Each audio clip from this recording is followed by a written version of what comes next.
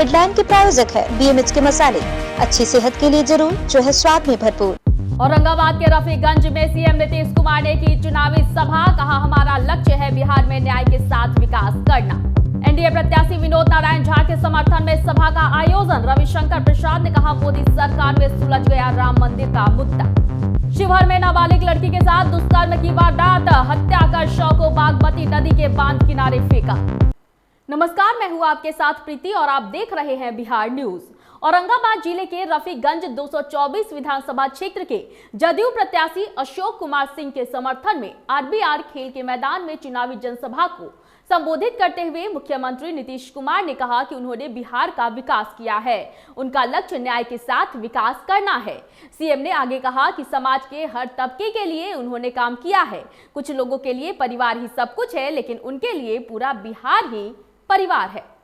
नहीं था, उनको भी मुख्य धारा में लाने के लिए हम लोगों ने उनके लिए विशेष पहल की, चाहे वो महिलाएं हों, अनुसूचित जाति जनजाति के हों, अति पिछड़े वर्ग के हों, अल्पसंख्यक समुदाय के हों, उनके लिए और विशेष काम जो करना था वह भी काम हम लोगों ने किया, ताकि समाज के हर तबके का उत्थान हो और समाज आगे बढ़े। मधुबनी के बेनीपट्टी में 32 बेनीपट्टी विधानसभा के एनडीए प्रत्याशी विनोद नारायण झा के पक्ष में एक सभा का आयोजन किया गया, जिसमें केंद्रीय कानून मंत्री रविशंकर प्रसाद, सांसद रामकृपाल यादव, मधुबनी के सांसद अशोक यादव समेत कई दिग्गज शामिल हुए। सभा को संबोधित करते हुए रविशंकर प्रसाद ने कहा कि मोदी की सरकार बनते ही राम मंदिर का विवाद सुलझ गया और देश के हर युवाओं के हाथों में मोबाइल, लैपटॉप और इंटरनेट है। वहीं सांसद रामकृपाल यादव ने कहा कि डबल इंजन की सरकार में बिहार का समुचित विकास हुआ है। अभी छुरा भोगन अपन पार्टी के अभी छुरा भोग रहे हैं अपने गठबंधन के साथी के, हो रहे हैं ना। ऐसे लोग पर विश्वास करें वहां से जो अपने के मत के प्रति वफादारी न दिखावे। सरकार चुने के मुख्यमंत्री चुने के सरकार होय छे आ मुख्यमंत्री चुने के जे सरकार होय छे तो आगे सामने में प्रश्न है। हमारे साथी सब कहला कि जे नेतृत्व एग्जिस्टिंग लीडरशिप बिहार में छे के बिहार के मुख्यमंत्री हुए। बात करें शिवहर की तो नवरात्रि में जहां एक तरफ देवी स्वरूप मां की पूजा अर्चना की जा रही है, वहीं दूसरी ओर एक दरिंदगी का मामला भी सामने आया है। बता दें कि शिवहर जिले के तरियानी छपरा थाना क्षेत्र में एक नाबालिग लड़की के साथ दुष्कर्म करने के बाद हत्या कर उसके शव को बागमती नदी के बांध किनारे दरिंदों ने फेंक दिया। वहीं पुलिस ने शव को बरामद कर पोस्टमार्टम के लिए शव को सदर अस्पताल भेज दिया। तरियानी के गांव में दुष्कर्म के बाद हत्या का मामला सामने आया है। सर देखिए, आज एक मामला सामने आया है, प्रकाश में आया है कि तरियानी छपरा थाना अंतर्गत कुंडल ग्राम में बांध के आसपास एक बांस का झाड़ीनुमा उसका ये है, वहां पर एक बच्ची का शव बरामद हुआ है और ऐसी आशंका जाहिर की गई है कि उसके साथ दुष्कर्म करने के बाद उसकी हत्या किया गया है। खबर वैशाली के सराय थाना क्षेत्र के हाजीपुर मुजफ्फरपुर मुख्य मार्ग के NH 22 की है, जहां थाने के समीप वाहन जांच के दौरान पुलिस ने 6,38,000 रुपए बरामद किए हैं। जंदाहा निवासी राजेश शाह कार से 4,40,000 लेकर मुजफ्फरपुर की ओर से हाजीपुर की ओर जा रहे थे। इसी दौरान वाहन जांच के क्रम में सराय थाने पर इन रुपयों को बरामद कर लिया गया। वहीं कुछ ही देर बाद एक दूसरी कार से मधुबनी से पटना जा रहे चप्पल व्यवसायी से 1,98,000 रुपए बरामद किए गए हैं।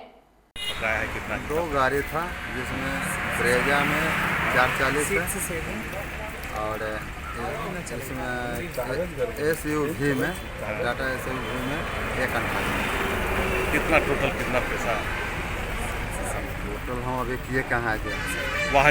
मतलब गाड़ी अपना चलता है, 7-8 गाड़ी, 4-5 गाड़ी किस्ती में है और बाकी बात ऐसे फ्री गाड़ी है। सब जमा करके लॉकडाउन के पहले से हम लोग का किस्ती अभी तक जमा किए नहीं। उसके बाद अभी थोड़ा पैसा हुआ तो मतलब प्रेशर ज़्यादा हो गया था, तो बोले कि जाके जमा कर देते हैं।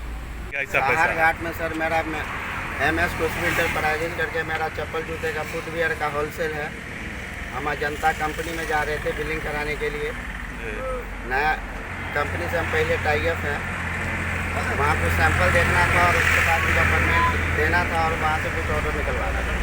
कितना पैसा? ये जानकारी नहीं था कि सरकार का निर्देश है कि 50,000 से ज़्यादा नहीं ले जाना है। जानकारी होता सर तो हम अकाउंट में ट्रांसफर कर देते, लेकर के क्यों जाते सर? हल्का सा miss all India forward block से हाजीपुर विधानसभा क्षेत्र संख्या 123 के विधायक प्रत्याशी यशवंत सिंह उर्फ गब्बर सिंह ने हसरासगंज वार्ड संख्या 1 और बाबा पत्थर 10 मठ मंदिर पर स्थानीय लोगों के साथ जनसंपर्क किया। इस मौके पर लोगों में अपने स्थानीय नेता यशवंत सिंह के लिए जबरदस्त जन समर्थन और उत्साह देखा गया। गब्बर भैया जिंदाबाद, जिंदाबाद, जिंदाबाद। गब्बर भैया जिंदाबाद, जिंदाबाद, जिंदाबाद। शेर छाप जिंदाबाद, जिंदाबाद, जिंदाबाद। नेताजी सुभाष चंद्र बोस जिंदाबाद, जिंदाबाद, जिंदाबाद। गया जिले के वजीरगंज क्षेत्र में महज 4 दिनों में 2 युवकों की हत्या की घटना पर वजीरगंज विधानसभा क्षेत्र के जन अधिकार पार्टी के विधायक प्रत्याशी राजीव कुमार कन्हैया ने सरकार से एसआईटी जांच करवाने की मांग की है। उन्होंने कहा कि लोकतंत्र का महापर्व विधानसभा चुनाव के क्रम में महज 4 दिनों के अंदर अलग अलग क्षेत्र में 2 युवकों की हत्या की घटना से लोग भय के माहौल में जीने को विवश है।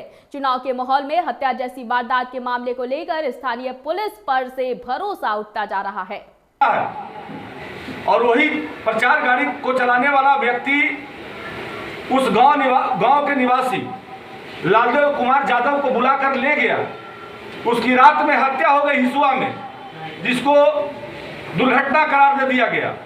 और वो प्रचार गाड़ी जो लड़का बुला के ले गया, वो प्रचार गाड़ी अभी भी एक षड्यंत्र के तहत हिसुआ के स्थानीय प्रशासन और उसमें जो लोग इन्वॉल्व हैं पूरी घटना को लिपापोती करने का काम किए हैं, जो जांच का विषय है। इस प्रेस के माध्यम से हम मांग करते हैं कि उसमें एसआईटी जांच गठित करने का काम किया जाए, क्योंकि जिस लालदेव जी का हत्या हुआ एक गरीब परिवार से थे और उनके पिता दोनों आंखों से देख नहीं सकते हैं।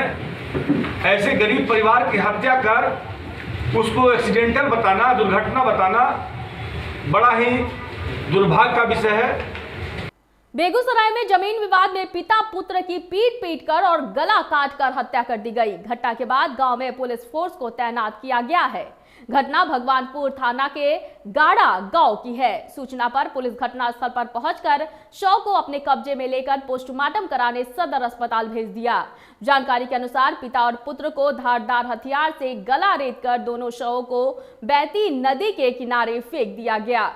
जानकारी है कि वो तेज हथियार से उस दोनों बापुत को काट दिया और बैती नदी के किनारे फेंक दिया, सूरज सिंह घर के सामने में।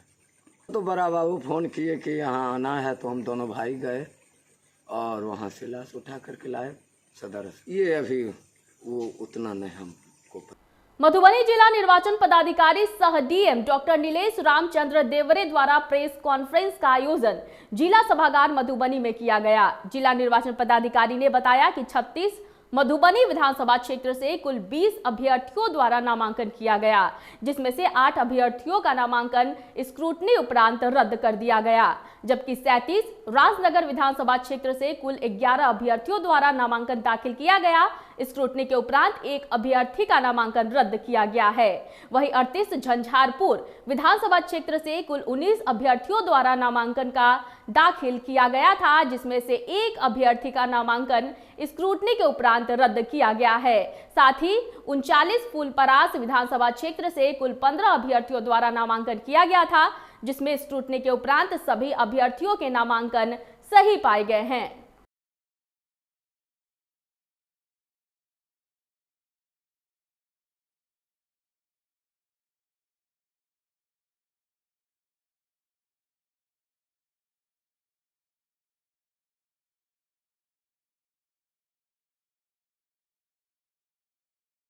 नालंदा के 7 विधानसभा क्षेत्र से कुल 152 लोगों ने नामांकन कराया था, जिसमें से स्क्रूटनी में 6 बाहर हो गए। नाम वापसी के दिन 2 प्रत्याशियों ने अपना नाम वापस ले लिया, जिसके बाद अब चुनावी समर में 144 प्रत्याशी बचे हैं।